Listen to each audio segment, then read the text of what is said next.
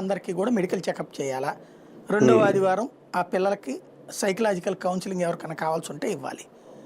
ఇది ప్రతి హాస్టల్ నువ్వేమి కోట్లు ఖర్చు పెట్టక్కలేదు. నీ చేత కాకపోతే స్వచ్ఛంద సంస్థకు లింకప్ చేయి.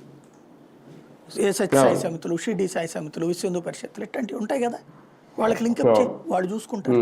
అవసరమైతే వీళ్ళకి ఎప్పుడైనా ఆహారం ప్రాబ్లం వస్తే కూడా గవక్కన వాళ్ళు అరేంజ్ చేయగలుగుతారు.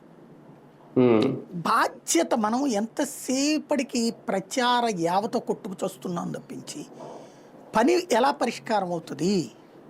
ఫుడ్ విషయంలో ఈ మధ్యన ఆయన ఏపీ ఫుడ్ కమిషన్ చైర్మన్ గా విజయ్ ప్రతాప్ రెడ్డి ఆయన ఎవరో బాగానే తిరుగుతున్నట్టున్నారు కదా సార్, సోషల్ మీడియాలో బాగానే వైరల్ తిరుగుతున్నాడు ఆయన.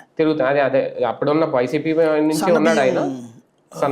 దొరుకుతున్నదా లేదా వీళ్ళందరికీ ఇప్పుడు సనబియ్యం పెడుతున్నాం అన్నారు కదా, మంచిది. దాంతో పాటు కొన్ని పెట్టారు కదా, కొన్ని చోట్ల కుళ్ళిపోయిన కూరలు.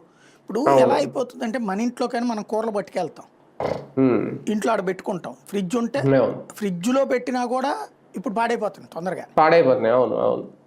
ఇప్పుడు వాళ్ళని తిడుతున్నాం మనం, వాళ్ళకి ఏం ఫెసిలిటీ ఇస్తున్నాం మనం? ఇది ఎట్లా ఉండాలంటే, మేము ఇదివరకు ఎన్ఎస్ఎస్ క్యాంప్ చేసాం.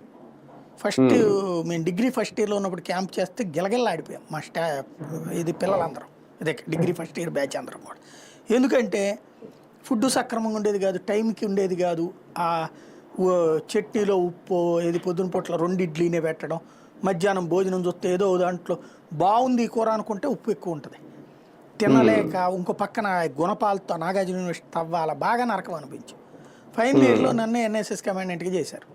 నేనేం చేశాను, అప్పుడు నున్నలో పెట్టి నున్నలో ఉన్నటువంటి ఊళ్ళో ఉన్నటువంటి పెద్దవాళ్ళతో మాట్లాడాను.